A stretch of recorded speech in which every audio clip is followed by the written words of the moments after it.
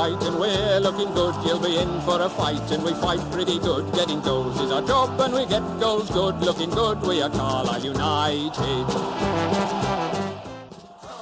It's the most wonderful time of the year. Yes, it's Christmas football time. Hello everyone and welcome to the Brunton Bugle. I'm Lee Rooney. I'm Dan McLennan. And I'm Mike Booth. It's a triple head of Xmas Football special here as we look ahead to the festive clash of Rochdale, Salford and Scunthorpe, as well as looking back on 2021. And like any Christmas party, we might throw in a few quizzes. There's a meal with a pass so true to Boulder Stone and Clark's in view. There's a cross and a run, the old one too. And a shot. I wasn't quite sure on that intro because having to put both of your names in is something we've only done once or twice, I think, this season. I'm just nipping off to get the wine and cheese. So. Indeed. Let's get it all out. Put our suits on as well, ready for the party, but there you go. How are you both doing, lads? A bit disappointing last weekend, wasn't it? Especially for you, Mike, because it was one of your weekends off and the game was called off, wasn't it? And I threw the money down the Swanee getting a non-refundable train ticket. But it's the worst thing, isn't it? Just the worst thing with that, yeah. And like, up until about 3 days before it, there wasn't even a sort of murmur of it being off. And then sort of one by one, different teams were calling games off. And yeah, sadly, ours was one of them. I just think it was very convenient, and that's all I'm going to say. Ooh, well, Bradford had a few injuries, didn't they? Oh, did they? Oh, that's a coincidence. Yeah, funny that one. Yeah, I just went for a nice little walk. No strikers, wasn't it? No, something along those lines, yeah. Well... Yeah. Well, I went for a nice little walk in the Lake District instead because I was actually up for the weekend, so that was a nice little change from the misery of Brunton Park for once. But there you go. I mean, we might as well move on to we haven't really got any news items this week because what we're doing this week, we haven't got a batch to review, so we're going to review all three of the Christmas games or preview, all three of the Christmas games against. Well, I've obviously looked through the running order, dead organised and that today. Yeah. And there's one thing I'd like to move to the news, and that's just the Liam McCarran making his debut for Leeds. Yeah, go on then. Let's put that forward. On the basis it will likely mean some sort of monetary to ourselves, you would imagine. Well, the rumour going around is 50 grand, isn't it? That we're offering him making his debut. It's not a massive amount, but it's certainly pay for one very good player for the rest of the season and maybe two half-decent ones, you know. Yeah, exactly. It's the kind of thing we need, really, to keep ourselves in the league. So it's a nice little unexpected bonus, isn't it? Because we've all been talking about the Dean Henderson money and, you know, potentially any money from Jared doing extra things. More on him later on. The milk tray man did allude the last time that he spoke, which was probably about 8 years ago now. He alluded that we are due money, like seemingly a significant amount, but he didn't specify if he has to start or if coming off the bench will give us a windfall. I think generally with someone like that, you'd make sure coming off the bench was included because you know every chance are as a young player he's probably going to be coming off the bench and playing games. Yeah. So yeah, it's good news. Well done to the lad. You know, he's had a bit of a wait, hasn't he? Really, no loan spells or anything, but he's certainly done better than Josh Galloway seems to be getting on at Leeds. Yeah, well, it seems like he's on his way out before the end of the season, and Barrow have even turned him down. So there you go. But yeah, that's a good one to bring forward. They're done. So well done to Liam. Made his debut against Arsenal in the 4-1 defeat. But only came on as a late sub. I think they scored one goal after that. Yeah, it was game over already. I mean, Leeds are completely crippled by injuries right now, aren't they? Really, they're sort of hobbling through because Bielsa likes to work with a very small squad, and it's sort of coming home to roost a little bit for them at the moment, isn't it? Well, let's touch on the other thing, but in regards to news, lads. You wanted to sort of bring this one in, Dan. It's more like just looking at the sort of COVID concerns with football, especially in League Two itself. Is really what you were thinking, wasn't it? I mean, the EFL have announced this week basically that there's going to be no change over Christmas. We're going to carry on as normal. There's going to be no fixtures dropped. And I think this is probably the right decision, Dan, because when you look at it, treat it on a game-by-game basis. Have a set criteria for what constitutes being able to call a game off, how many players are out with COVID, that kind of thing, and just treat it like it was a bad winter in terms of weather. That's the best way to handle it. Yeah, exactly. I mean, Scotland are arguing at the moment. You know, I mean, there's teams up there wanting to bring forward the winter break, and then they're worrying there's not enough spare midweeks. Wales of all the Welsh leagues have actually just went on postponement now. Just being announced they're for like doing 2.5 weeks, no football at all. But, you know, I mean, yes, there will be genuine cases of teams, squads with an outbreak and they won't have enough players, fair enough. You know, they're entitled to postpone a game. Well, but just sort of blank knocking them all off. No, you know. Yeah, well, the Premier League have put forward a rule where I think if you've got 13 outfield players plus a keeper, you have to play, even if they're like under 21 players. And it's good to have a number on that, but I disagree with having the caveat for keepers because, frankly, I'd like to see just outfield players going in goal, or goalkeepers going outfield even. Do you know what I mean? I think that would just be fantastic. 100% want to see that more often. But no, I mean, and you've got to remember as well. Speaking of the Premier League teams, they've all got squads of like 87 players. So, yeah, exactly. Well, Man United, if you're going to cherry pile these players, use them. Man United had a lot of players in their 80s and their 70s in terms of squad numbers in that game in the Champions League against Young Boys, didn't they? Yeah, then come the weekend, they couldn't play the league game. Did you see Chelsea the other day, I think it was? They were asking for their game to be called off because they apparently had really bad COVID and everyone was waiting to see the lineup and it was like full strength. Maybe it's one of these rules that, you know, players should be allowed to loan someone from Chelsea when they've got issues with COVID because they seem to have the world's biggest squad, don't they? There is a theory that everyone on the planet is actually on loan from Chelsea, and you don't actually you might not actually be aware of it, but yeah, we're all on loan from Chelsea right now. Yeah, top level Illuminati stuff there, Mike, isn't it? But yeah, I mean, I think for the EFL at the moment, like you said, I think you just treat it like you're having a bad winter in terms of fixtures. Basically, there's still plenty of room for midweeks before the end of the season. The other angle to this is the crowd side of it, because it's one thing having the games on or off. The other is, are we going to see any behind closed doors? And I really hope we don't. You know, I mean, we're not here to argue pro or anti-vaccine. It's personal choice for different people, you know. But if people are comfortable going to matches, let them go. But they're doing it in Scotland and Wales, the whole behind closed doors thing, and it sort of begs the question: if Newport are playing behind closed doors, they're going to be losing out on income, and do the league have to come up with something like some kind of compensation for them? I know Dan's opinion of this is. Funnily enough, it was on Sky Sports News earlier. The Welsh government have got a package for clubs affected. Okay. Wow. It's not a massive amount. I think it was it is. I think it was £3 million, but you know, when you think Cardiff and Swansea will probably take the lion's share of that. Yeah. But I mean, your opinion, Dan, is they should just join the Welsh League, isn't it? So. Well, yeah, it should be in the League of Wales. Send them back to the Welsh League. But yes, I think that pretty much covers it. It doesn't really in terms of those things. I mean, we've been quite lucky so far. We've only had that one game called off against Bradford, and it wasn't our squad that was affected. And fingers crossed, it looks good for the Rochdale game because I was going to say both Rochdale and Salford played at the weekend, didn't they? Yeah, and I think Scunthorpe did as well, actually, didn't they? So that Bradford game could potentially, if there's any sense, go ahead on FA Cup third round weekend. That would be the obvious date, wouldn't it? I'm surprised they haven't done that yet. But I wonder if they're maybe waiting to see if there is any issues in terms of behind closed doors, and if that's the case, they might say, well, let's hold it off a little bit so we can actually get fans in for the game. Yeah. But interesting. Sorry, go on, Mike. Well, I was just going to say as well, I do ponder if we're going to maybe get a few fans from north of the border who just want a live football fix if they can't watch it in Scotland. Weird, if we might finally exceed the 9,999 after all. Yeah. I mean, interestingly, I was going to say that it doesn't affect us, but they've announced, haven't they, that there's going to be no replays in the third and fourth rounds of the FA Cup now, which I'm not a fan of them doing that because it's, you know, doing that last minute, you know, when the competition's already started. I've warned for years, once they go, they'll go permanently. The doomsayer of football's back. Yep. Yeah, the big clubs don't want them. The League Cup will go eventually. You mark my words. Oh, all doom and gloom over there, isn't it? Yeah. Well, there you go. Right, well, let's get into the previews then, lads. So, first up, we've got... In fact, before we actually start that, I should probably mention our sponsor, shouldn't I, really? Of course, this season, the second half of the show... I was going to say it's not really the second half of the show. No, it's not. It isn't. I'm reading the script here perfectly. Yeah. So this season, one of our sponsors is, of course, the Carl United Sports Club London branch. The London branch is open to all Carl United fans. They've got members from Cornwall to Dundee and Houston to Singapore, and, of course, every part of London and the South East.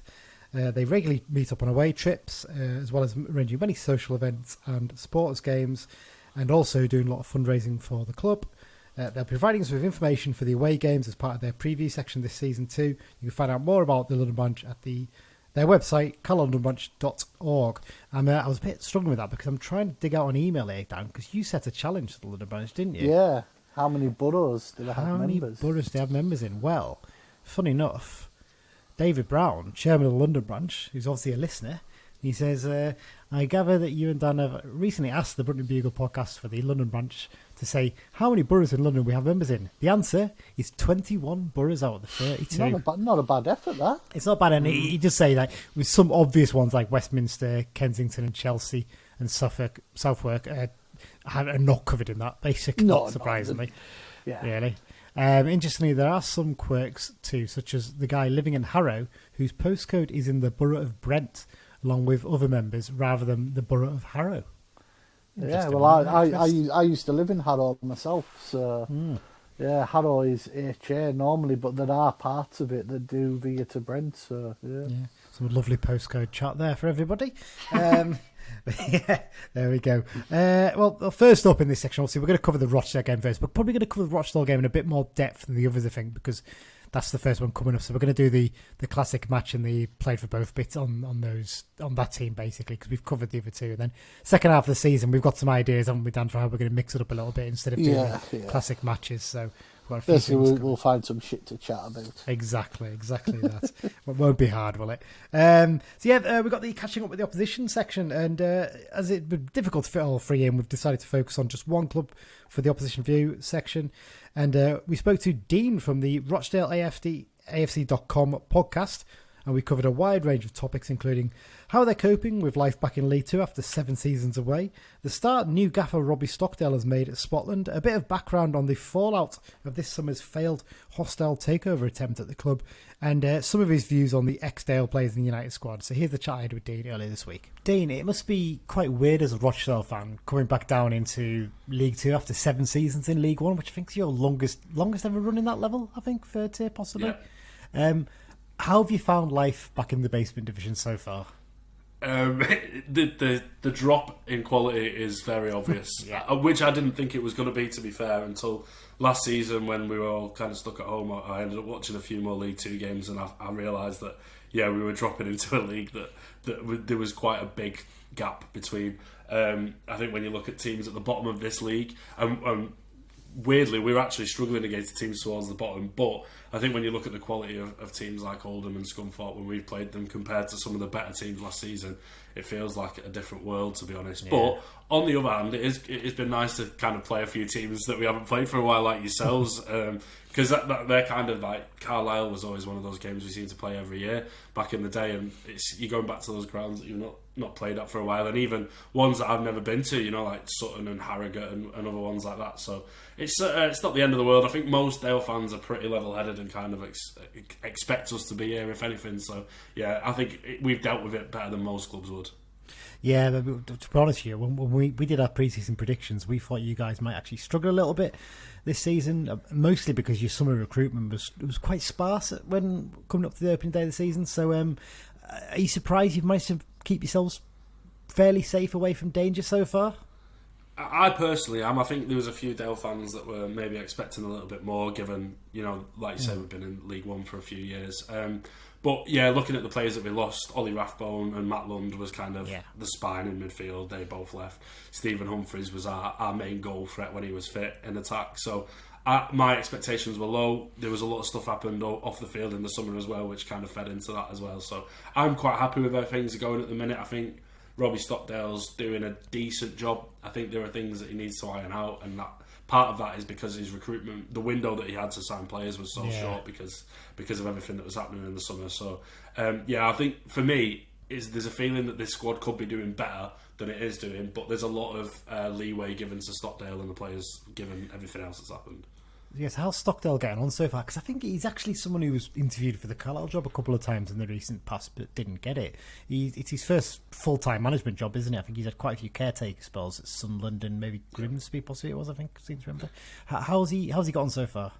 Yeah, I'm a fan so far. I think after Brian Barry Murphy, who we had for the last couple of seasons, who was very it became quite dour, if I'm honest with you. The playing style was attractive at times, but it was difficult as fans watching a team that looked like dead set for relegation, but we were being told, oh, the lads are in great form and they're giving it everything, and it just didn't look like that. So I think Stockdale's personality has led to a lot of fans taking to him quite quickly, because he's a lot more honest.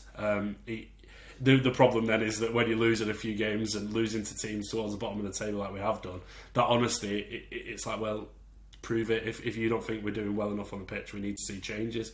But when things are working, we look like a really good team. We're playing kind of a three at the back most games, well, pretty much every game since the first couple. And maybe he's been a little bit stubborn with that at times, but I think part of that is because we just don't have the personnel to go with like a three-man midfield. We don't really have like a defensive midfield destroyer sort of role. So overall I'm quite happy with how things are going, and he's only had one short window, like I say. So I think giving him time, I can see it turning out to be a really good appointment, to be honest. You briefly touched on it just before, but let's get a bit more into the off the field issues at Rochdale, because I think down the years, I think Rochdale have been a side that a lot of low league football fans look to as a shiny example of a well-run club on a tight budget. But the last couple of years, it all appears to have gone wrong. And this year, there was a hostile takeover saga, wasn't there, which was only just defeated recently. Can you explain to some of our listeners what that was all about? As I don't think it's actually got as much coverage as issues at other clubs, like maybe, for instance, Oldham or Bury, obviously in the same area as you have got in recent years. What was that all about? Yeah, I think the main difference is that this was an attempt to be taken over, that the fans kind of were wise to from the off, rather than trying to get a man out of a club who's already there. It was trying to stop them from getting in. I'll explain it as briefly as I can, because obviously it's been a real saga. But basically, the two of the previous directors, including the CEO, David Bottomley, were voted off the board at AGM towards the end of last season. Then from there, it seems that they've kind of tried to sell their shares and sell anyone's shares who would be willing to take a few quid for them. The people who were buying them up were part of a company called Morton House. The more that we kind of read into them and found out about them, the more certain we were that these were not the kind of people we wanted taking over our club. I think the fact that they had the money to do it, but there was very little of a digital footprint for either of them, kind of says a lot more than needs to be said. It's a real red flag, and from there, more digging was done and more came out. And there's a thread on our forum, actually, on the RochdaleFC.com forum, called the Hostile Takeover thread, which kind of goes through all that digging and the amazing work that the fans did over the summer to kind of get as much information as possible out there about it. Thankfully, they only managed to get to 42%. From there, the trust have done some incredible work in managing to buy up shares themselves, to convince other shareholders not to sell up, and from there the club have issued a share issue of their own, which has had a brilliant take up and completely diluted the shareholding that they have. So they spent well over the odds on a lot of shares that are now worth very little to them, which is lovely to hear.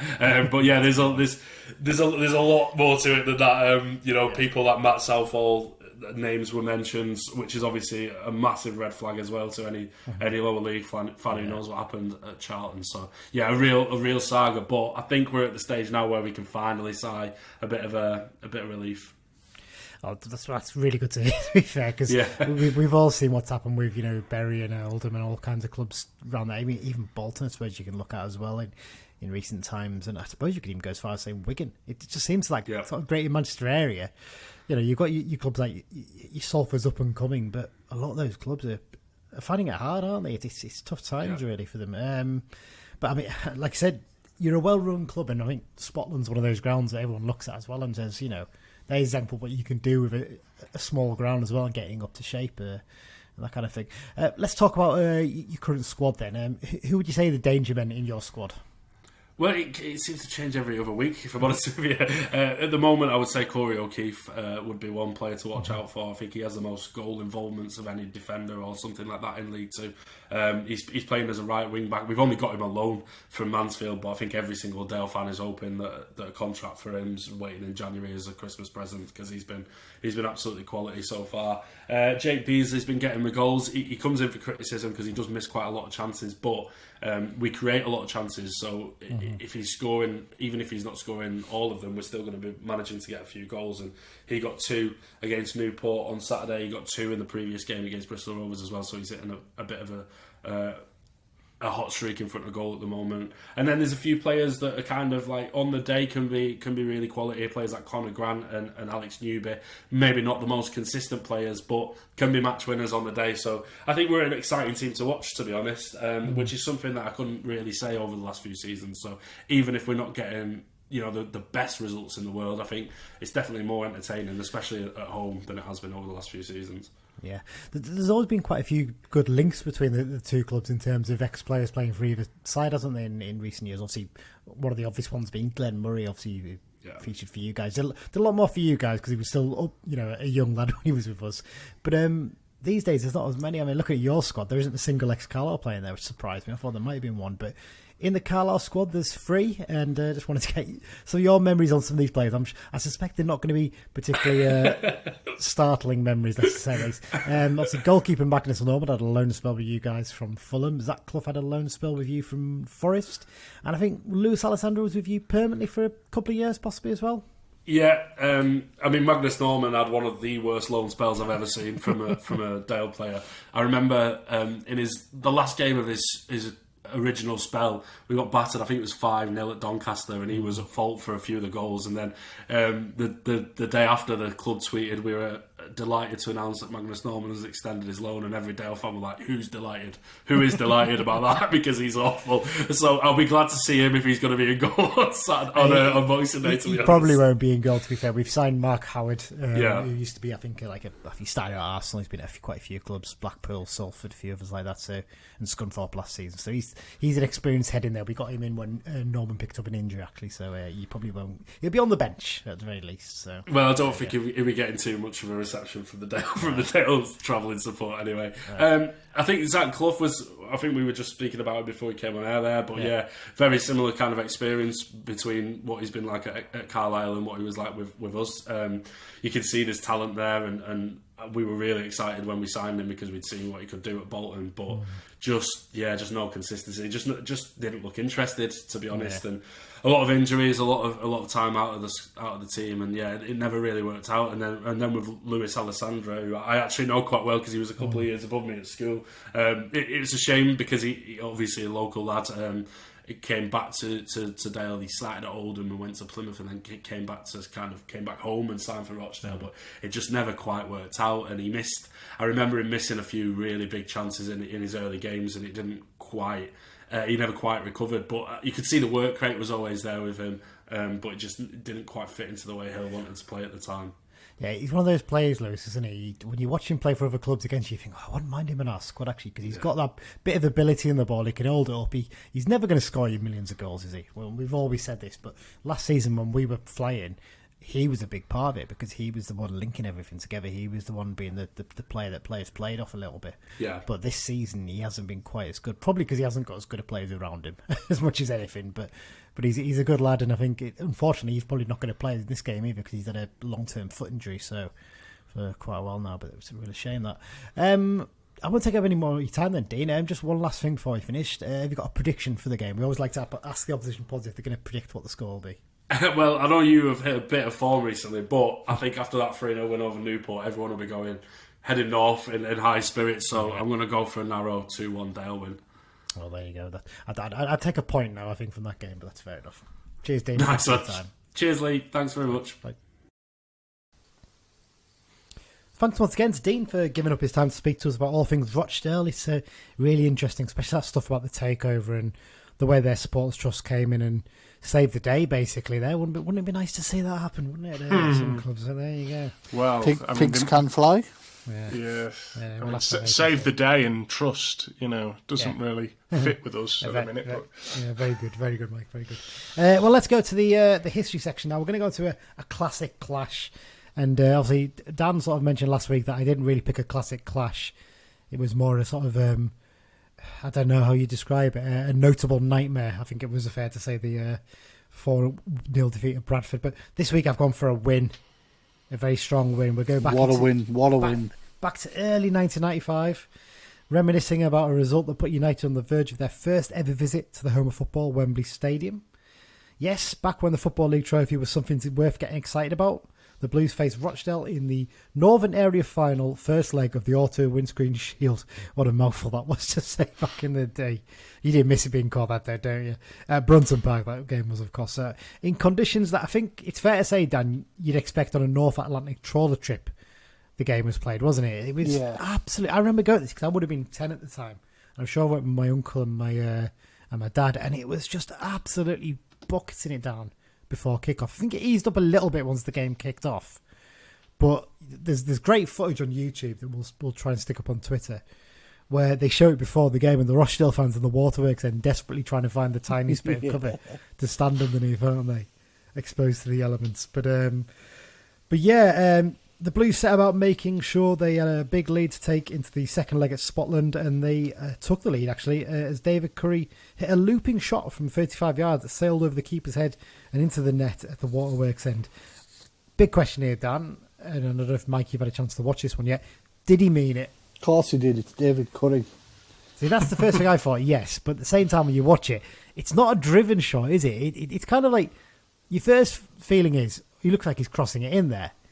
But it's hit in such a way that he must have meant it, surely. He's got to have. I think he did. Yeah. But it is a strange shot, isn't it? For a 35-yarder, it doesn't fly like a rocket into the top corner. It sort of just loops right over the keeper. It's an incredible effort. It was actually voted goal of the season, at the end of that season, funny enough. Rod Thomas then put United in control before half-time with a quick brace. His first was sort of it's kind of like a slide tackle, isn't it? It's like a poke shot that he sort of puts past the keeper after Rochdale failed to deal with a long free kick from Darren Edmondson. And he then made it 3-0 in spectacular fashion. I mean, I think this goal's equally as good as Curry's. Yeah, it was a great goal, this one. Brilliant goal. He sort of picks it up 35 yards out, does a lovely little sort of old-fashioned step over almost, isn't it? And skips past one player, gets to the edge of the box, and he absolutely hammers it past the keeper. Gives him no chance.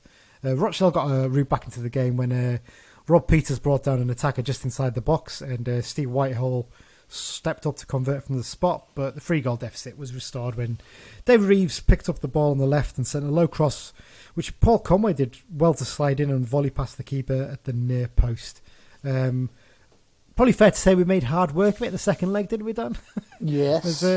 Going 2 goals down, there was a sort of moment of, here we go, this is typical Carl United, isn't it? But then Derek Mountfield bundled the ball home from a few yards out, and in the old sort of rickety sort of sheds that were Scotland back then, the fans went mental, didn't they? And ended up on the pitch at the end. The old terrace at the away end, it had the most bizarre fence, because most fences are probably waist high roughly, but Rochdale's was about 7 or 8 foot.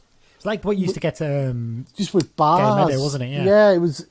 But there was no concrete wall at the bottom of it. It was just bars, and it literally was a caged-in away end. But isn't it one of the weirdest grounds as well back then, where you could actually have a piss and still watch the game? Yeah, if you went to the toilet in the corner, you could obviously do your business into the open channel, and if you looked like up on your toes, you could watch the match while you did it. Brilliant, that one, wasn't it? Absolutely superb. But yeah, obviously that goal was enough to keep Rochdale at bay and send United to Wembley for the first time. I mean, it's one of those games a lot of fans look back at, isn't it? And just shows how dominant we were back then, wasn't it? It was an incredible game. Well, let's go on then, Dan, to the play for both section. Again, we're only going to cover Rochdale for this game. Take it away. Let's be honest, Salford list wasn't massive. It wasn't, and we did it earlier this season. We picked one up there, didn't we? So, and Scunthorpe again, we're saying we did it earlier this season. So let's have your Rochdale player then, Dan. Well, I'm picking a player he's only 32, was born in Bath and actually started his career as an academy player at Manchester United. but he was released for being too small. He actually played alongside James Chester, who was on loan here. He was determined to become a footballer, this lad, after, it's fair to say, a bit of a hard upbringing. And he went on trials with Blackburn and Liverpool, and one day his teacher told him to go down to Rochdale. Well, the player I'm talking about is Joe Thompson. And initially, apparently, he was reluctant because he thought it was better than that.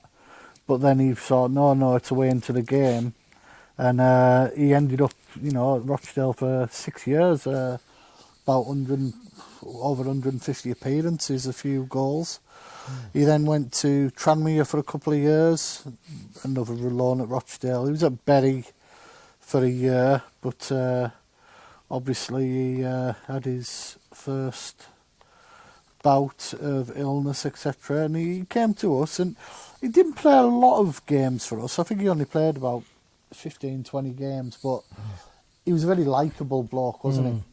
I think he'd almost come basically as...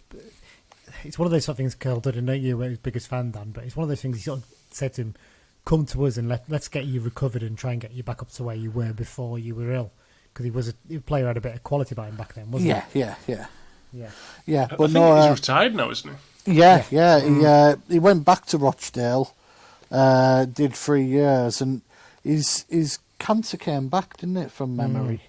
Yeah. But as you know, he had a testimonial. He does a lot of work as a motivational speaker now, and I know he's been doing a lot of studying and all whatnot. And does he do bits for MUTV as well? I think I seem to remember. Oh yeah, he does. He does quite a few bits. Yeah, and he scored a goal on the last day to keep Rochdale up a couple of years ago. I think as well. that was after he recovered from cancer for the second time as well, which was quite incredible. Interesting fact. You know which game he made his debut in? For Rochdale. Was it against us? It was against us, that game, and we won 2-0 to effectively win the third division title. Oh, yes. I think he was only 16 back then, so made his debut in that game. Interesting fact for you. Good. Yeah. But he's a player, obviously, fondly remembered. Christ, I'm making it sound like he's no longer with us. Apologies if I did that, but thankfully, you know what I mean. He's, Rochdale fans love him, and I think it's fair to say Carlisle fans have, think of him fondly. And Joe Thompson played for both. He's got a book out as well, and he does talk a bit about his time at Carlisle in that book, so it's well worth getting, actually. Well worth a read. Well, let's cover the full list, because I think this is the longest list we've had so far. I think it's a little bit longer than the Bradford list was. So here we go. It's a big one, this. I'll skip through a few of them because we've covered them before. So Nicky Adams is an obvious one. He's played for pretty much every club in North of Manchester now. I think Salford's the only one left, really, isn't it, for him to play, probably. Lewis Alessandra, he had a spell there as well. John Allen, not Johnny Allen. John Allen played for us in the very, very early days of Carlisle United. Lee Andrews had a loan spell there. I always forget about that. It was around about the time I think Roddy was basically trying to force him out, wasn't he? Jack Ashurst, there's a blast from the Plas, isn't there? Proper player. Yeah, Tommy Barkis. I think we mentioned him a couple of times recently, actually. Chris Beach obviously didn't play for United, but he's managed us, but he did play for Rochdale at the end of his career. Rhys Bennett played under Beach as a coach at Rochdale. Ian Bishop. Did he go to Rochdale towards the end of his career? He did, didn't he? Yes. It was around about 2003, wasn't it? I'm sure he played against us. Yeah, he only played a handful of games. So I nearly picked him, actually. Rhys Brown, obviously brother of Wes. He had a loan spell there as well. Stephen Carney, I think he's from the very early days of Carlisle United as well, possibly. Zach Clough had a loan spell at Rochdale. Craig Curran, he spent a bit of time at Scotland. Gary Dicker, Wayne Dowell. Ashley Eastham, someone who always chips in with the odd goal here and there, doesn't he, for Salford these days? We'll touch on him again later. Nathan Eccleston, Scott Endersby. Did we cover Scott Endersby for another one earlier this season? I'm sure you did, didn't you? Yes, we did. Yeah. Kelvin Atuhu, Andy Flounders, Tony Gallimore finished his career there. Mark Gavin, a name you remember, Dan? I can't remember if he's from the early days of Yes, he was. It was just as I started watching, I'm sure. He was possibly a winger. He was a winger, yes, he was, yeah. But he didn't play that many games. He maybe only had a year with us, but... I think he maybe came from Leeds or somewhere like that, possibly. I seem to remember. Mark Gavin. Simon Grant started his career there. Simon Hackney had a spell there. towards the end of his career. Philip Hadland, John Halpin went there after United. Jimmy Hamilton, Billy Hampson played for Rochdale but was one of United's first managers. Bastian Herry, Peter Hampton, Callum Higginbotham, Mickey Holmes, James Hooper, one of the one-game wonders, who occasionally pops up in the X-Files, doesn't he, Dan? Les Horton, Wally Hunt, Alex Jones. I think Alex Jones was in early 90s centre-back for us, possibly, I seem to remember. Yeah, when we had sort of Jones, Miller, Fitzpatrick, sorry. Yeah. Jason Kennedy, obviously popular at both clubs, I think it's fair to say. Danny Livesey, Gary Medina had a loan spell there from United. Sean McGinty, Glenn Murray, Magnus Norman, John O'Sullivan had a loan spell there, I didn't realise that. Adam Rundle, Damon Searle, Paul Simpson, Jeff Smith, Sean Smith. God, there's a name that brings back terrible memories. He was dreadful for us, wasn't he? Remember him? There's hope for everyone. Exactly. The mad thing is he played 400 odd games for Crewe, so he can't have been a bad footballer. Yeah. He was just a bad footballer for us. There you go. Yeah. Michael Taylor, Joe Thompson, as you've covered already, Peter Valentine, another blast from the past, Dean Walling, Bill Watson, Winston White, Jimmy Whitehouse, and Paul Williams. I don't think Paul Williams actually played a game for us. I think he signed for us, but never actually played for us. But there you go. Well, let's go on to Rochdale current day then, guys. First up, referee Mark Edwards for this game. It's his third season as an EFL referee. He's taken charge of 14 games this season so far, handing out 47 bookings and 1 red card. Last took charge of United for the 0-0 draw with Walsall. And what can you remember about that game, guys? The full-time whistle. Nothing, because it was literally the most uneventful game of football you'll ever watch in your life. It wasn't even a training ground return to fitness-friendly level. It was that bad. It was awful, and it frustrated me so much, and it still annoys me now, that he just basically put out his strongest side instead of throwing a couple of young kids in or having a look at some players. There was absolutely no need, because it made no difference to where we finished in the table. Literally, we couldn't finish any higher, we couldn't finish any lower.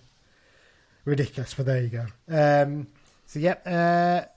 terms of head-to-head, we played them 106 times in our history. I think only Hartlepool we've maybe played more times, I would reckon. They're one of the top teams. Yeah, definitely. And we've won 44 of those, drawn 22, and Rochdale have won 40. I think it's fair to say they're a club that for many years, lads, were synonymous with the fourth tier, weren't they? Yeah. They were basically, if you wasn't saying who's a lower league football club, and you want to make a joke about on TV or something, you'd mention Rochdale, wouldn't you? Every time. Yeah. Because they had the longest run without promotion until 2010, when they ended a 36-year run in the bottom division by finishing third to go up automatically to League One. They only stayed there for 2 seasons, then they returned to League Two. Again, was just a short. They're only 2 seasons back down, and then they were promoted again, once again finishing third, and they spent 7 seasons before their relegation last summer. But the big story for Rochdale in recent times has got to be this hostile takeover in the summer, isn't it? I mean, some of the names that were linked to the club as owners then were not people you want involved with your football club. The fellow who was involved in Charlton in recent years when things went a bit belly up, wasn't he? Certainly full credit to their supporters trust, because what they did basically, I think the hostile takeover guys got to about 42% is what Dean said in our chat, and essentially they managed to go round contacting people who had shares and convince them not to sell them to these people. Apparently they had people driving around the northwest to go and speak to the people who own the shares, saying please don't sell to these people, we'll look to buy them from you, basically. And I think a lot of people actually gifted their shares essentially to the trust to make sure that the other guys couldn't get over the 50%.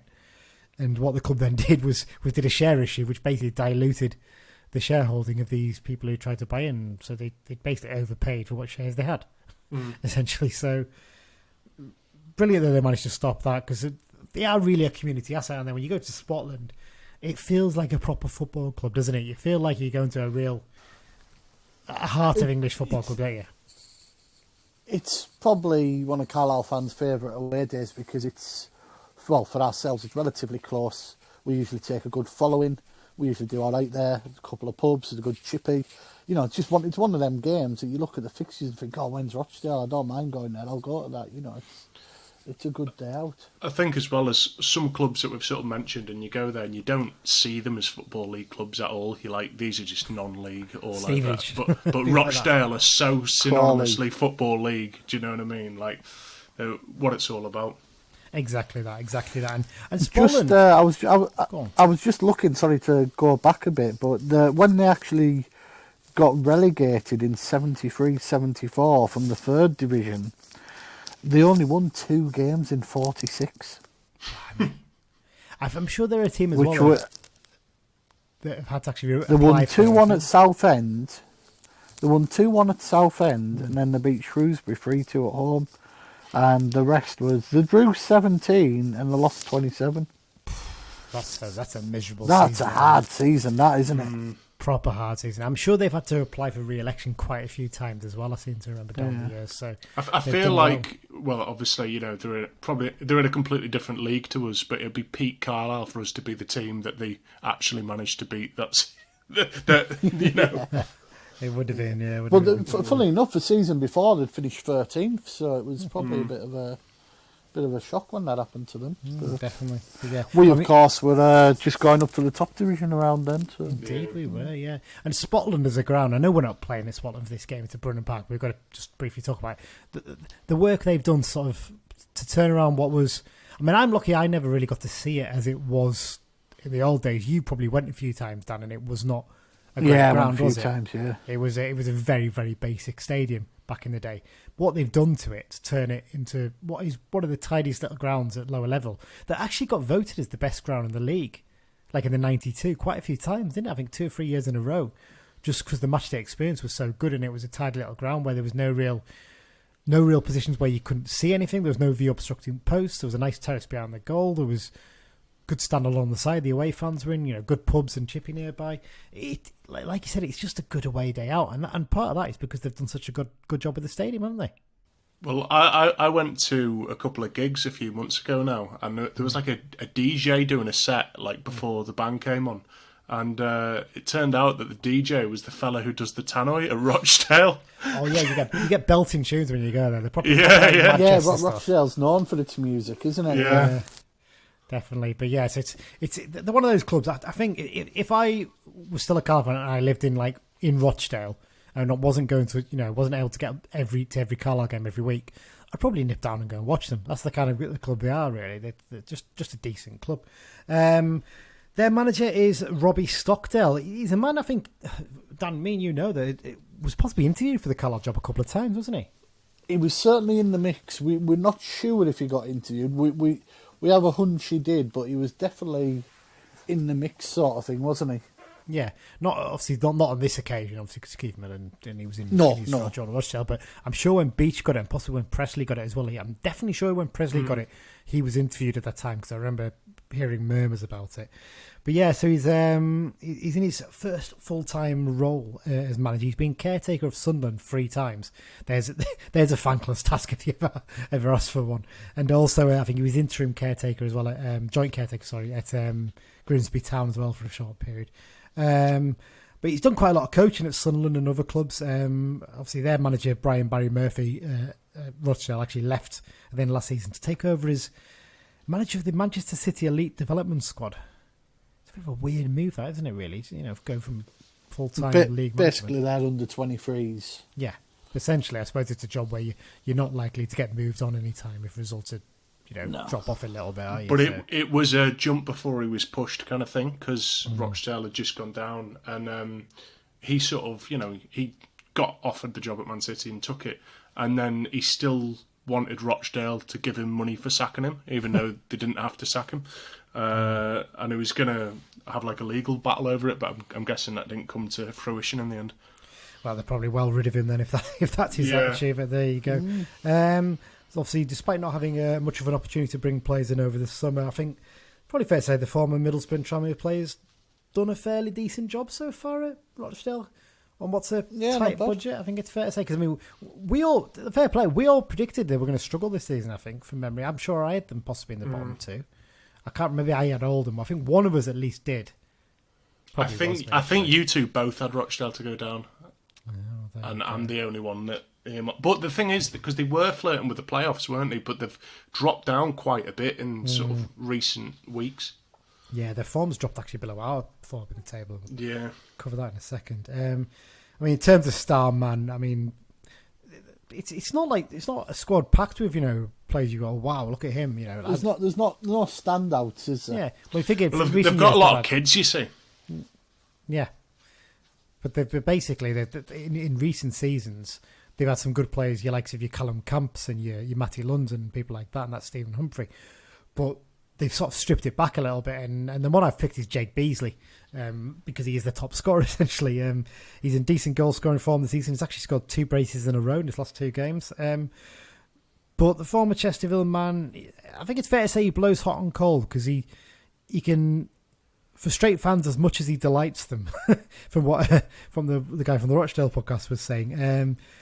I think maybe dropping down to League 2 levels, give him a chance to get his form up a little bit as well. He did okay last season from his first season with them, but not that great.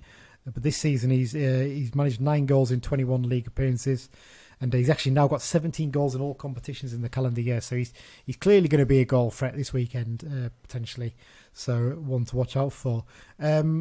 Other key squad members, I don't know if you lads have had a chance to look through. Obviously, the guy from the pod mentioned Corey O'Keefe. It's interesting, this Mansfield have loaned out a few players to League 2 clubs who are doing well at those clubs. So he's one that they picked out as someone doing quite well for them. Aaron Morley's one as well. They didn't think that they'd keep hold of him in the summer when they went down. But in the end, he's only like 21, came through their youth academy. And he's already got, I think, nearly 100 appearances. Pretty good going, that. Yeah. When you consider, obviously, Taylor Alex Newby started at Barrow, didn't he? Yeah, he's always one who's done quite well. He's a pointless fact that I know. He's got a twin brother who plays for Halifax. Does he? Oh, well, there you go. Didn't know that. We'll talk about identical twin, though? I'm not sure, but I know you he could has do some fantastic shithousery if you had a fellow identical twin who was a footballer. I'll go along and play this weekend for Rochdale. You go and play for Halifax or yeah. I would genuinely I'll tell you, that. one that does stand out is Liam Kelly, because it's possibly the only time Rochdale have ever signed a player from Feyenoord. Oh wow, was he good from Feyenoord? Oh wait, hang on, did he start out somewhere else and go? Was it Reading? I think he was at Reading. He went to Feyenoord for about $1 million, and he had a couple of spells at Oxford on loan. And obviously Feyenoord have just decided he's not good enough for us, and he went to Rochdale. He hasn't played that much for them, but interesting move that one, isn't it? It's fair. There's not many times you'll see Feyenoord to Rochdale on a transfer list. Oh. Yeah, well, in terms of current form for Rochdale, they sit 16th in the last 6 games, League 2 form table. United are 15th with a record of, I should say not United's record, but Rochdale's record is drawn, lost, won. And actually won last time out. It was quite an impressive 3-0 win over Newport. So I don't know if Newport had a sort of slightly understrength squad in terms of COVID and things like that. But strange team, Newport. Strange team. They get some good results. They do chuck some bad results in now and again. Very odd one, aren't they, in terms of that? Well, rather than do all the predictions at once at the end, should we do predictions after each section, talking about each team? Probably be the easiest way of doing it. So, first up, Dan, go on. You give us our prediction for the Rochdale game. Solid 2-0 home win on a cold winter's early afternoon. 2-0, Gibson and the Fish. Oh, we're going to keep pushing the Fish. I think that's just going to be my stock. Yeah. My stock answer now, isn't it? You're going to do it for all 3 games probably at this rate, but there you go. Mike, what are you going to go for? I'll go for a narrow 1-0, but I'll go for Calvin Mellor to get our goal, because he's a bit of a threat on set pieces, and I think so that's what I'm going for. Well, I'm going to go for a 2-1 win, and I'm going to go with goals from the Fish and Big John. Big John Mellish will get his second goal as a striker, basically, and that's it. He will now be a centre forward going forward. No going back now. And to the next evolution is he'll go in nets in a game when a keeper gets sent off, and then we'll basically just make him player manager. Just let's just get it over and done with. That's the way forward for me.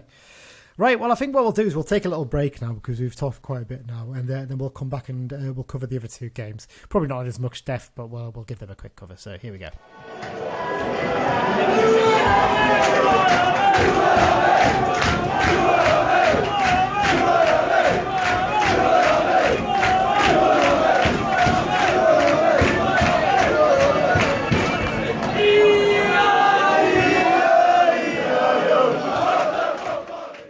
And we're back for the second half of the show. Just a quick reminder, of course, you can find us on social media at Brunton Bugle.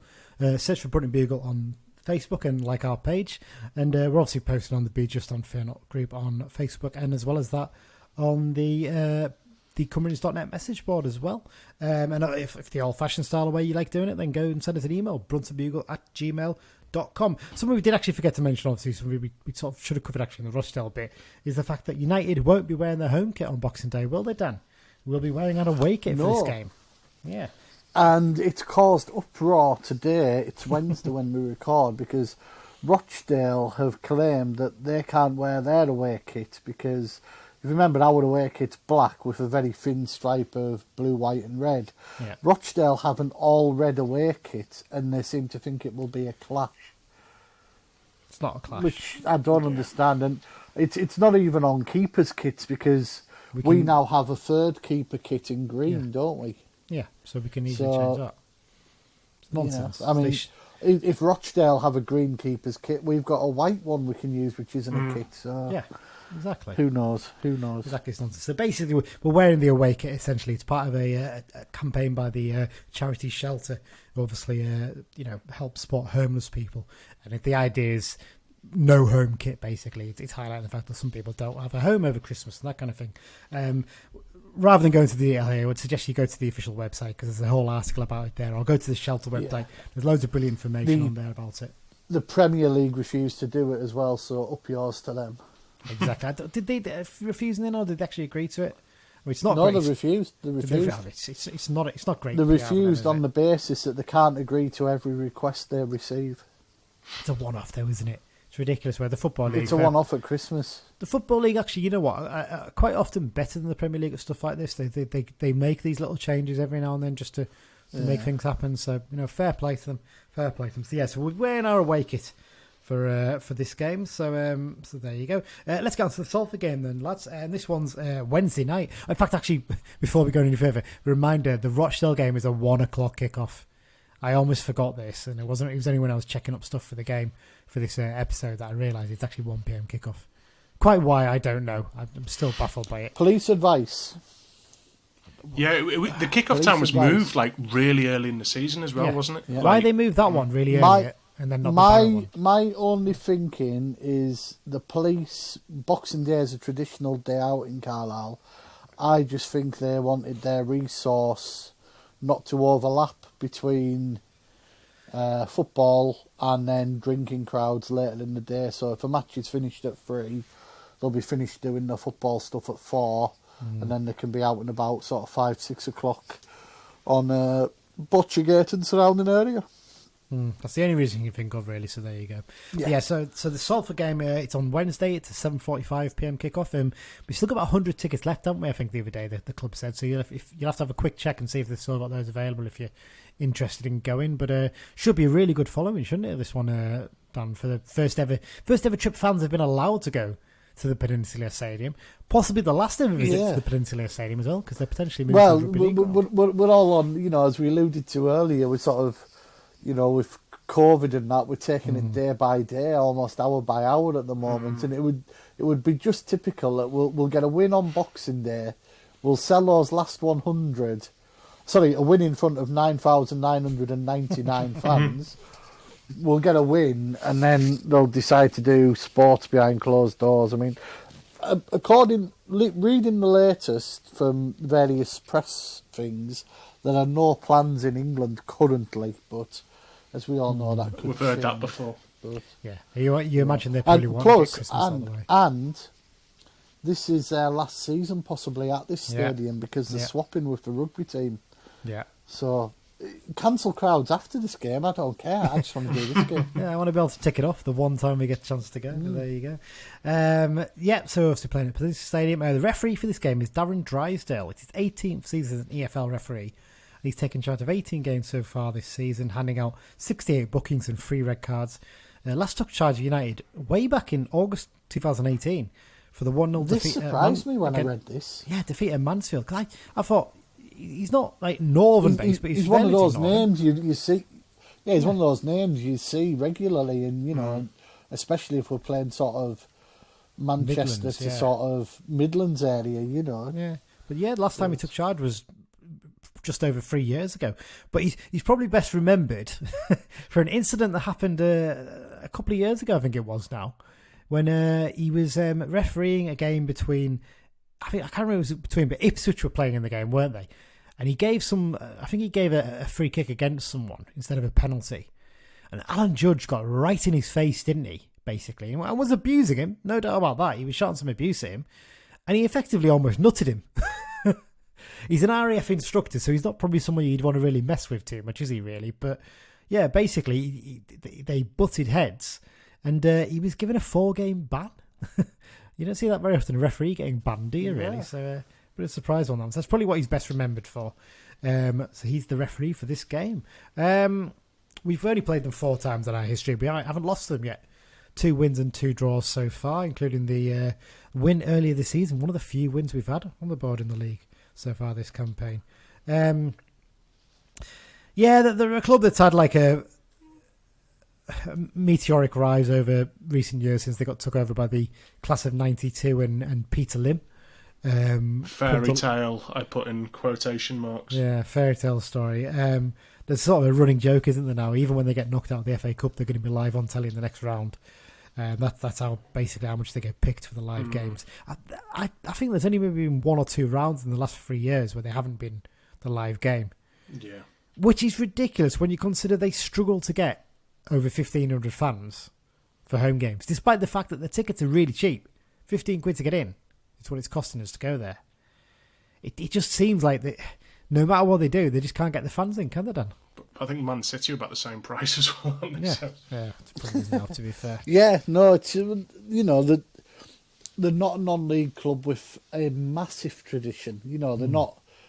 They're not like Yeovil, who are are traditional crowds, or when you first mention non-league teams in Manchester, the first one I always think of is Altrincham. Because they've got a little bit more tradition and a couple of cup games and that. And let's be honest, they've only been picked because of their proximity to Old Trafford. Yeah, and the opportunity was there probably. Yeah. Well, and Media City as well now. Yeah, Media City, Salford being a city, basically, it attracts you a little bit more of a name, but they still don't seem to be able to get the fans in. And I think one of the issues is the fact that Moor Lane is not the most easily accessible ground to get to, is it? We haven't been yet, but I know from speaking to others that basically you've got to get a bus there. If you're going to get the train, you've got a half an hour walk. So it's pointless. You might as well just get a bus up. And to be honest, that's not going to be a huge amount better when they go to the rugby league ground, is it? Because it's near the Trafford Centre. It's got good parking options from what I can gather, but it's, in terms of public transport, the nearest one again is probably the Metro link at the Trafford Centre, and that's a good 30-minute walk away at least as well. So, yeah, it's not ideal, I think it's fair to say, for them. But yeah, they've struggled a bit since getting into League Two, haven't they? They haven't really been able to kick on and do as well as they'd like. I mean, they probably weren't helped by the season being curtailed by COVID in their first campaign, but of all the clubs that you thought might do all right through COVID because they've got the backing behind them, they haven't really taken advantage of that, have they? I think it's fair to say, Mike. They've kind of just bumbled along, and this season looks like one of their worst yet, doesn't it? Yeah, I think. I mean, I backed them to win the league in our pre-season because we all backed them to go up. Everyone does every season though because of the sheer money side of it. Well, exactly. But I think that they've kind of hit their wall now, and I think financial fair play, having rich owners, doesn't mean a lot to them. And I've sort of said this for a while. It's a deep conspiracy that bookmakers put low odds on things So you know at the start of the season when everyone will pick a team from the Premier League, Championship, League One, League Two, who's going to win the league, fourfold and all the rest of it. Bookies put low odds so that people will back these teams, and they know full well they're not actually going to win. Like we've had it with some Carlisle games where like the odds have been like really long on the other team, and we're thinking the other team have just won 3 on the bounce. Why are the odds long on them? Yeah. And I think it's when people are doing an accumulator, they think, well, people will just back Carlisle because we put short odds on them, and people who don't really know what they're doing. And yeah, I really think that Salford have just hit their wall now, and this is where they're gonna be. They might sort of flirt with League One, but if they do, they might just bounce back down again. I think that this is where they are now. Yeah, and I mean, the problem they've got as well is, there was a bit of a void left when Bury went out of business, but it looks like it's going to be 2 clubs in Bury now potentially, and they're potentially going to be moving up the league. They're very similar to likes of Accrington and Fleetwood in that they are league clubs now, but they've got a ceiling as to attendance and ground size, etc. I mean, I know Salford is more metropolitan, being in and around Manchester, Greater Manchester, compared to Fleetwood, which has got one road in, one road out, and Accrington, who are in between Blackburn and Burnley. But there's only so far, and don't get us wrong, it'd be great to see Accrington in the Championship for the season, but would they sustain it? Probably not. No, it's a fair point. I think Accrington have got that bit of community spirit about them, though, haven't they? I think that's the one thing that goes in their favour as well. They've really built up and worked around their community. I think Salford have found that a lot tougher because, like you said, Salford's quite a big sprawling area. You don't really think of it, but there's no real sort of... The centre point is actually quite close to Manchester almost. It's kind of weird, isn't it? It's a hard one to sort of work out. So whether moving to the very outskirts on the other side, basically, to the rugby league ground will benefit them, I don't know. It's going to be really hard to see. And I think the thing with Manchester as well, though, is like to go anywhere in Manchester, you kind of have to go into Manchester city centre and then come out again. And I think if people are doing that, they'd rather just like go to Man City or like someone else. Do you know what I mean? Yeah, it's a tough one, especially like you said, as City offer cheap tickets for a lot of games as well. That makes it a bit more of a challenge too. So their manager's Gary Bowyer. I mean, they basically had looked to try and get Mickey Mellon in the summer, I was told, but he decided to go back to Tranmere, and they exhausted all their options and basically went back to Bowyer and said, "Do you want the job full time?" And he came back. I mean, that's not really a great sign, is it? Really, for as a club. So. Yeah, he did okay last season, but I mean, he struggled a little bit at the start of this campaign. But they've picked up form recently, so you never know. They're starting to move up the table at a decent pace. So maybe, just maybe, they'll sort of hit that second half of the season form and get themselves up into playoff pack. But it's going to be a challenge because there's some decent teams ahead of them right now. Star man, I picked out Conor McElhenney because I just like to remind Mike every now and then that he reckoned he would score next to no goals for Oldham last season. He scored nearly 20.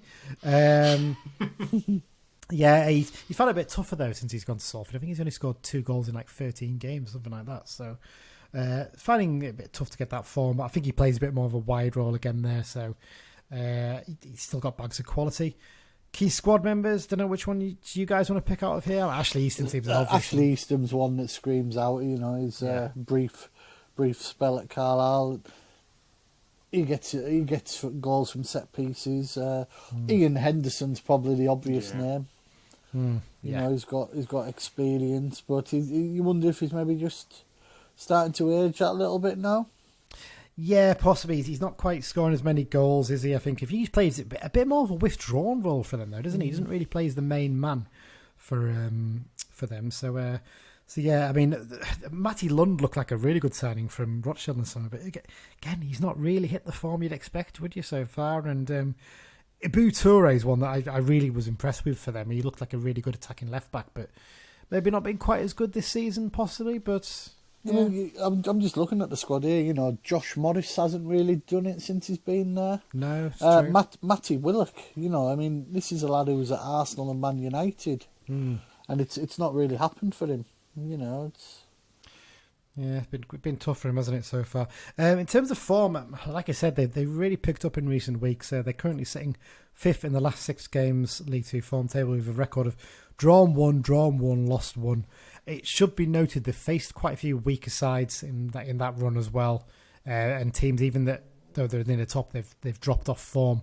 So it's probably come at a good time for them, and it's probably given them that bit of confidence to help them move up the table and drag themselves away from trouble. Because there was one point where it looked like they could really get caught in the relegation battle this season, but I think it's probably fair to say now, Mike, that they're not going to be a team that's going to be struggling at the bottom of the season. I think they've built up enough a gap now. Well, it's weird because, I sort of saying before, Rochdale are slightly getting pulled into it, and Salford are only ahead of them on goal difference, but they do have a game in hand over them. But yeah, the key thing is the directions they're heading in, though, isn't it? Really, at the moment. Yeah, exactly. I don't think they're going to go down. I don't particularly think that they're going to go up either this season. No, certainly not. Okay, well, let's do some predictions for this game then, guys. What are we going for? Mike, Dan first, sorry. I'm going for a 4-0 win. Oh, ambitious. We'll be jubilant after defeating Rochdale, and it will be a feast of free-flowing post-Christmas, pre-New Year football in the final game with crowds. And there'll be nearly as many home fans as away fans, and it'll be 4-0. And it'll be Gibson, the Fish, Dickinson, and Mark Howard's going to score when a wind-assisted clearance. Okay. We started on the Baileys already, Dan. He's well on it, isn't he? Definitely. Okay, Mike, what are you going to go for? Well, do you know what? I'm going to not be too far away from Dan. I'm going to go 3-0. I feel like festive, big away games, that there's something about us in them. And I'm going to go for the Fish to get a brace, and I'll go for John Mellish to get the other one. Oh, wow. You two are going very confident. I'm going to go for a 2-2 draw, then I'm going to temper things a little bit. I think, it'll still be a good result. I think we'll battle back to get into the game. And I'm going to go for goals from Rod McDonald to finally get his first goal for the club. And Jordan Gibson will get the other. There you go. That's what we're going for that one. So let's move on to the Scunthorpe one then, guys. And we'll probably not cover again this one in too much detail because it is a bit off, and there probably is going to be a bit of a change of wind, I suppose, by then. I think it's fair to say. Referee for this game, this one's on New Year's Day with a 3 p.m. kickoff at Brunton Park.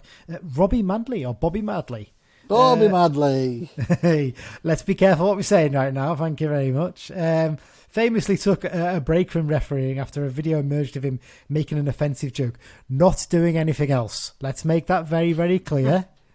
Behave yourself. I think everyone knows it. We won't say everyone knows what the rumour was, and let's be honest, it was complete bollocks. It was the most ridiculous thing you ever heard. It's typical football Twitter, isn't it? It's the only in this country would that sort of rumour even begin. Yeah, because it wouldn't happen in Italy or Spain or no. Because at this point, he'd actually. He was a Premier League referee, and I think he'd managed to establish himself as Premier League, and he basically has ruined his career essentially. What happened and what he did, and if you read the interviews about it, I was going to say if you read the interviews, I think he went through. All joking apart, he went through a really bad time on the back of it, didn't he? And he comes across quite well, actually, because I never really liked him as a referee till I read it. I thought, oh, fair play, you got to remember they are humans, referees, aren't they? And you read it and you think to yourself, yeah, fair play. I don't think the FA or the FA and everything handled it that well, though, did they really? No. I think they could have handled it a lot better than they did. He actually had a spell in Norwegian football after that, because I think his wife's from Norway, I think, is it? So he went over to Norway, refereed over there for a bit, and now he's back in England and back in the EFL. He's taken charge of 20 games so far this season, handing out 65 bookings and 3 red cards. He last took charge of United for the 1-1 draw against Leyton Orient towards the start of this season, actually. I think as well, the guy who's the fourth official for this game, if I've got it right, I thought I had this for the other game recently, but it wasn't. Hristo Karani Vanavov. Karaivanov. I think he's the guy who wore the smart shoes on the touchline as a linesman for that game. I seem to remember a while back because he'd forgotten his boots. Didn't get punished for it because there's nothing in the law saying he couldn't wear smart shoes. So there you go. Head-to-head record, we played him 65 times in our history, Scunthorpe. 21 wins, 15 draws, and Scunthorpe have won 29 games in that time. So they're well on top in terms of that. they're kind of a weird club, Scunthorpe, because when I was sort of starting to follow United, again, I saw them as sort of almost like a Rochdale-style club that was just in the bottom leagues. They were basically a old fourth division side. But actually, in the last 20 years, they spent a lot of time at third tier level and actually a fair bit of time as well in the Championship, haven't they? They're one of these clubs that threw a bit of money at it, but then they got big transfer fees for players. Your likes of, was it Gary Hooper who went to Celtic and Billy Sharp as well? I think Billy Sharp, they signed for $100,000 and then flogged him back to Sheffield United for like $2 million or something like that. And they've had a few players down the years and they've done really well out of that. But the days of heavy investment have basically gone now, essentially, for Scunthorpe. They're not pumping big money into it anymore. And the result is that the last couple of seasons they've been languishing at the bottom of League Two, haven't they? And it's not been great for them, has it, the last couple of seasons, Dan? No. Let's be honest, they've been atrocious. You know, Scunthorpe fans are probably glad that there weren't allowed fans in for a lot of these games because when we saw them last season, they were terrible. You know, and we should have beat them at Scunthorpe, shouldn't we? I remember that game because that was the one where Ethan Walker had that great chance and the keeper made it save him. Yeah. We battered them and they just basically scabbed the win because of John Mellish's mistake, basically. It's a crazy one, that one, isn't it? Despite their ground being only about 30 years or so old, it is one of the worst away days going, in my opinion. It's just, I mean, it's a soulless concrete box in the middle of a retail park that's a fair distance from the centre of Scunthorpe. I've never been on the train to it. I've always driven or been on the bus. It's miles, honestly. It's about 3 miles. I mean, Scunthorpe's not an easy place to get to on the train either. You can cut across the golf course, but on the 14th I might not be happy if there's a few of you. Yeah, I think it's probably fair to say. There's one chain pub nearby. I mean, it's a dreadful away end too, isn't it? For a fairly new ground. There's view obstructing posts. There's barely any leg room, and there's a concourse that I genuinely think is dangerous. It's that thin. You can barely fit anybody in it. It's just, I never ever enjoy going there. And the fact that it's £25 to get in is quite frankly a disgrace for League Two football. It's the only ground that I've left early in my entire life, and it was bad. It was under Greg Abbott, and I think we lost like 3-0, and there was only 5 minutes left, and I was like, they just scored the third, and I was like, yeah, it's not happening. So I got in the car to go because I was parked in the car park, and the steward's like, you can't leave till after the full-time whistle. and he's like blocking me out. I was just like, for God's sake, I just want to go home. Yeah. Ridiculous, isn't it? But there you go. Yeah, so it's just like, I mean, obviously we've got great memories of some of the games down the years down there. Obviously we saw a win where Ryan Loss scored the winner a couple of years ago, Mike, and Dan, I'm sure you were there that famous day when Jeff Forbes scored the late winner. That was the game where everyone came out and thought, we could do something this season. We can do something. Yeah. We also had a famous win, I think, the season we went down to the conference as well. I think we won 3-2, and was it Mark Boyd and Chris Billy both scored that night, didn't they? Maybe Peter Duffield got the other, I can't remember. But I remember Boyd and Billy's goals were brilliant goals from long range from memory. I once went to a terrible 4-0 defeat there as well. That was shocking, that game. I was there. Were you there that day when we lost 3-0 under Ian Atkins and we got down to 8 men because of a red card? I think Tony Hopper got sent off. Possibly. Darren Carr got sent off for stamping on someone near the corner flag, which, with hindsight, was very, very funny. It wasn't that funny at the time, but with hindsight, it was quite a funny thing to do. And you look back and think, yeah, that's stupid but brilliant. And we nearly, I think it was when we were down to 8, we nearly scored when David Morley tried to lob the keeper from the halfway line, but then they basically ran away with it 3-0. All I remember is that someone sat next to me in that game, put their foot through the seat in front of them, because they were that annoyed when the third red card got given. And that referee that day was Paul Alcock, famously the referee that was pushed over by Paulo Di Canio. But yeah, no surprise, they're looking to move to a new ground in the near future. I mean, that doesn't really shock you much, does it, really? So there you go. Their manager's Keith Hill, local lad Neil Cox, was let go by Scunny a couple of months ago, and his replacement is the vastly experienced former Rochdale and Tranmere boss, Keith Hill. A man that reportedly was very close to getting the United job before Keith Millen did, until a last-minute change of heart, apparently. Yeah, he was shown round the facilities at Creighton. I mean, we think his son was playing for Rochdale age groups on that day, but the opportunity was taken to show him some of the training facilities we sometimes use. Bit of a weird one, that one, isn't it, really? But there you go. Certainly a name that divides opinions of the fans of the clubs he's managed. He's well loved at Rochdale, understandably, because he's brought them so many great memories and success down the years. Less so at Bolton and Tranmere. I mean, despite the fact that he had a very good record at Tranmere, I think he had a 50% win record. We've mentioned this before, haven't we? They didn't seem to get on with him at all, did they? No, he didn't. Off the field, apparently, there was a few issues in terms of the way things were being handled by him, I think it's fair to say. I think Scunny will just be hoping he can perform a miracle and drag them away from trouble and get results. It's basically what they need, isn't it? Really get them out of the bottom two. Starman, I mean, it was hard work. I'm looking through the squad. I was like, who do you pick out? I picked Ryan Loft at the start of the season, but he's been injured for a lot of this season. I've basically gone for Harry Davis, who was at Morecambe last season, and someone who got a bit of experience in a young squad. I mean, other than that, obviously I mentioned Loft, but he's had it hampered by injuries this year, can still score a few goals and lead the line quite well. Alex Kenyon, again, was another player from Morecambe who's done fairly well there. Harry Bunn showed some promise early in his career, but has not really lived up to it. I mean, I don't know if you guys have looked through and managed to pick anyone else out of it, but not really. No, there's nothing. There's stands not out. much. I think they've got that Miles Hippolyte or whatever. He's one who can play well on his day, but he's hit and miss, isn't he? One name that does stand out, son of Tony, Dan Gallimore. Yes, yeah, he's a first-year midfielder, I think, possibly, who is. I think he's been on the bench and made a couple of appearances now for them. It'll be interesting to see if he plays on New Year's Day. In terms of current form, they've picked up a little bit of form recently. They currently sit 19th in that last 6 games League 2 form table. Their record in the last 6 games is drawn, lost, drawn. Basically, their problem is they can't convert these draws into wins. He's tightening them up, isn't he? Yeah. He's made them very hard to beat. Similar in the way that sort of Millen's tried to do with us. We're not shipping goals at an extraordinary rate, but we're struggling to score at the other end, and we're struggling to get results, basically, wins, although we have managed 2 wins in our last 3. So that's something, I suppose. But they're looking a harder team to beat Underhill, and it'll be a tougher challenge. And I mean, for them, I think the main thing is to get themselves through to January, then just get players in and ship a few out, probably, is the way they're looking at things there. I think it's fair to say. Let's have some predictions for this, and then we'll quickly go through what United should do over these few games. Dan, what are you going for? Well, I'm actually going to go with a draw on the basis that, he's obviously doing his work on the training ground, much like we have. We're definitely harder to beat.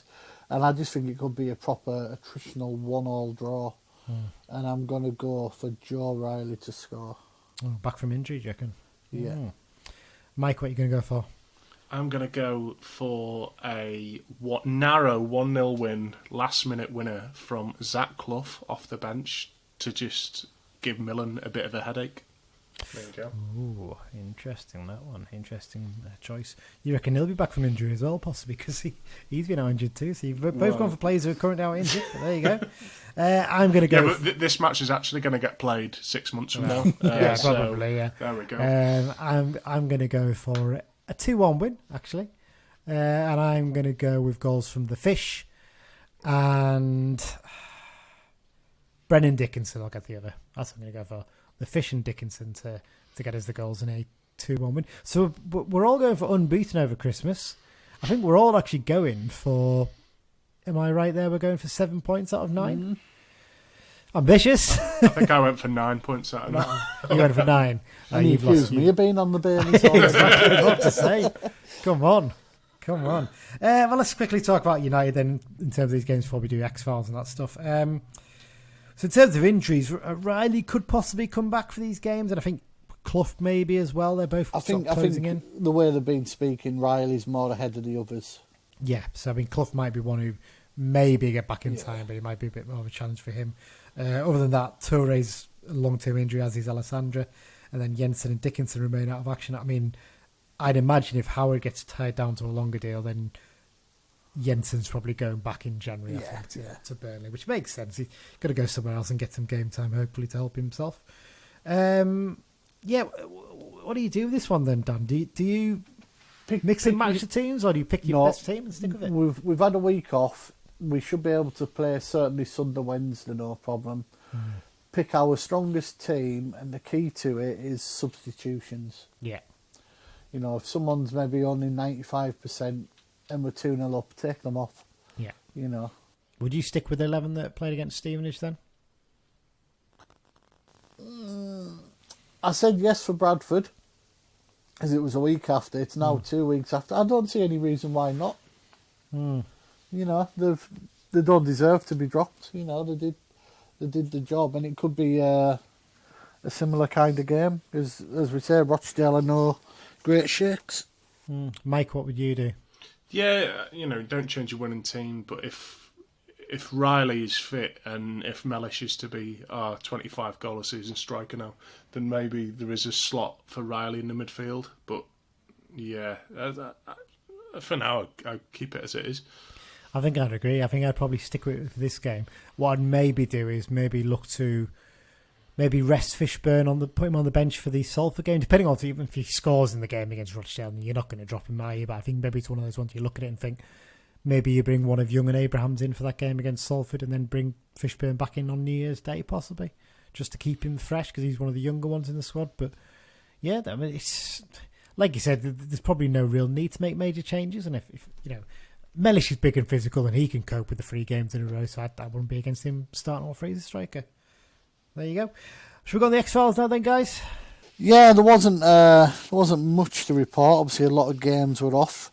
The big one was Jared Branthwaite not only started for Everton at Chelsea, he actually scored the equaliser in the 1-1 draw, and I think it was between him and Pickford for man of the match, depending on what paper you read. The BBC website do that thing where you can pick your best player, can't you? You can rate the players in the games, and he came out top on that. Yeah. And fair play. I mean, it's a great bit of play, though, isn't it, to stretch and get to that ball on the free kick. So, and it was a weakened Everton side. It wasn't just a case of he was the one young player coming in. They had about 3 or 4 young lads come into the team, and they did pretty well. So, and you know, he's made himself undroppable for the next game, basically. Yeah, definitely. James Tavernier scored again, another penalty for Rangers, 1-0 win over Dundee United.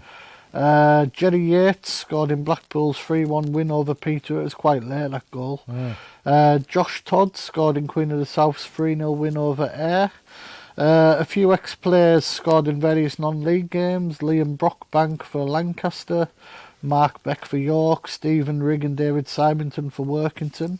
And Liam Noble scored the decisive penalty in Morpeth Town's FA Trophy win via penalty shootout. Yeah, it's strange we don't really hear his name that often these days. He used to score a lot of goals from midfield, so nice to hear his name for once. A few of the other bits as well, there's some interesting ones in here. Yeah, this is one you found, wasn't it? David Ravens in a bitter war of words between Marine and Warrington Town. Basically, essentially what it is, he's been playing at Marine for the last couple of years. He joined them from Warrington Town, funny enough. But Warrington Town have just appointed a new manager, and he wanted to bring David Raven over as his basically player assistant manager. And Marine have basically said, no, you're contracted to us till the end of the season, so you can stay with us, and then we can look at maybe getting you into coaching properly then. So basically, Raven just turned around and says, well, fine, I retire. I'm going to go and be assistant manager at Warrington instead. And basically, Marine are furious about it. But, I mean, it's his career, isn't it? He's got to look forward to these things at non-league level. With a 36-year-old as well. It's not like it's a young kid that you're potentially going to make money on. Yeah. You've got to be a bit more sensible than that, don't you, Marine? I think it's fair to say. Especially Marine got a few quid last season from their FA Cup. You know, it's bickering over a couple of quid or whatever. Yeah, bit of a funny one. There you go. Former goalkeeper Adam Collin has announced his retirement football. Yeah. Probably tied in with the fact that he's got a job in the Mansfield Town set up now. Yeah, I think it makes more sense, doesn't it, for him to And one other that we haven't actually got in the running order, but Chris Beach missed out in the race for the Fleetwood job. Him and Stephen Craney were joint favourites for basically from the moment the betting started, but they've deemed Craney to do a decent enough job as caretaker. I think he sort of got lucky towards the end, didn't he, Craney? Because he had a pretty bad start there. I mean, he lost about his first They had a good 3-0 win over Bolton the other week, that's and I think the thing that's that probably really tipped the balance, Yeah, so that really picked it up for him. So there you go. We were going to play some games, but I think you've got to dash off in a minute, Dan, don't you? So we're not going to have time to do them, unfortunately. So maybe we'll do them in the new year. We'll do some New Year games, because you like to do them on New Year's Eve anyway.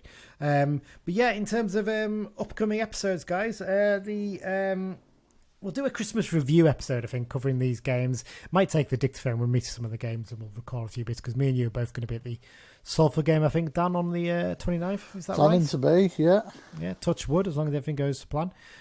So we'll try and get a few bits recorded. We'll do a little review episode, basically covering those games and all that went on. And then, at the moment, we've got a free weekend on the 8th. As you touched on, Mike, it could be when the game against Bradford gets played, couldn't it? Mm. Not 100% on that. Yeah. Although, I mean, we could always alternatively record a State of the Club in person.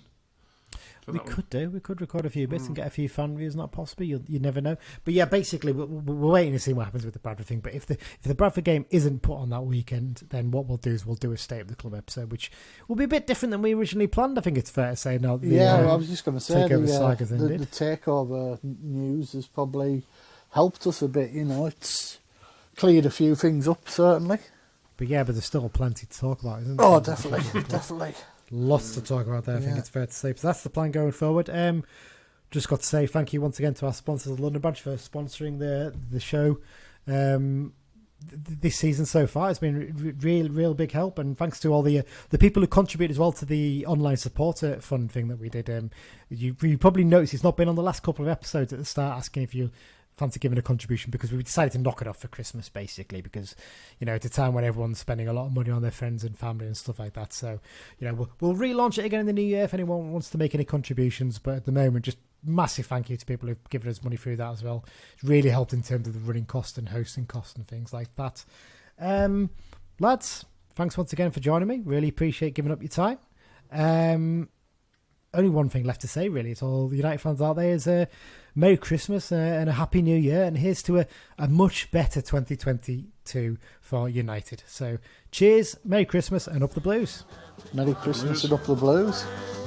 All are united within us.